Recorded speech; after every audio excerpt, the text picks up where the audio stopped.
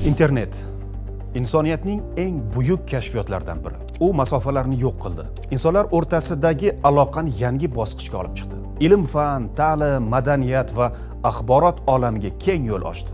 Biroq afsuski, bu imkoniyatdan hamma ham yaxshi maqsadda foydalanmayapti. Guvohi bo'lib turganimizdek, undan buzg'unchi guruhlar ham o'zlarining manfur maqsadlari yo'lida foydalanmoqda. Taassufki, nosog'lom va xatarli g'oyalarni tarqatmoqda. Biz ushbu murojaatda yoshlarga, ularning ota-onalari va ustozlariga, umuman har bir mas'uliyatli insonga qarata o'zimiz va atrofimizdagilarni turli xatarlardan himoya qilaylik, jamiyat tinchligi va barqarorligini birgalikda asrab-avaylaylik demoqchimiz. E'tibor beryapsizmi?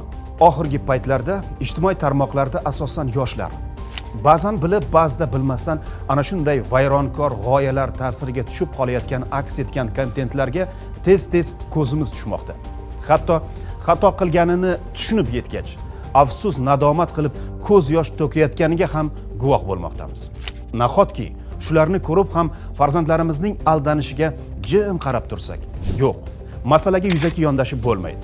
E'tiborni kuchaytirishimiz, yoshlarimizni birgalikda himoya qilishimiz kerak. Savol tug'iladi. Kimdan va nimadan? Javob esa oddiy. Din nomidan gapirib buzg'unchilikka chaqirayotgan, jamiyatda nizo va adovat urug'ini sochayotgan shaxslar va ularning g'oyalaridan hamda turli jozibador chaqiriqlar va qo'shtiroq shirin va'dalardan. Yoshlarimizning sog'lom dunyoqarashini izdan chiqarib, ularning hayotiy maqsad va kelajagini xavf ostiga qo'yadigan shaxslar va ularning iddaolariga qarshi birgalikda jiddiy kurashishimiz shart. Qadrli yoshlar, o'quvchi va talabalar, turli buzg'unchi g'oyalar tuzog'iga tushib qolishdan saqlaning. Dindan o'z manfur maqsadi yo'lida foydalanayotgan shaxslar hayotingiz va orzularingizni barbod qilishiga aslo yo'l qo'ymang. Taqiqlangan internet manbalaridan yiroq bo'ling. Din masalasida ma'lumot olmoqchi bo'lsangiz yoki savollaringiz bo'lsa, rasmiy sahifalardan foydalaning. Aziz ota-onalar va mas'ullar, farzandlaringiz bilan muntazam muloqotda bo'ling. Media makondagi faoliyatini nazoratsiz qoldirmang.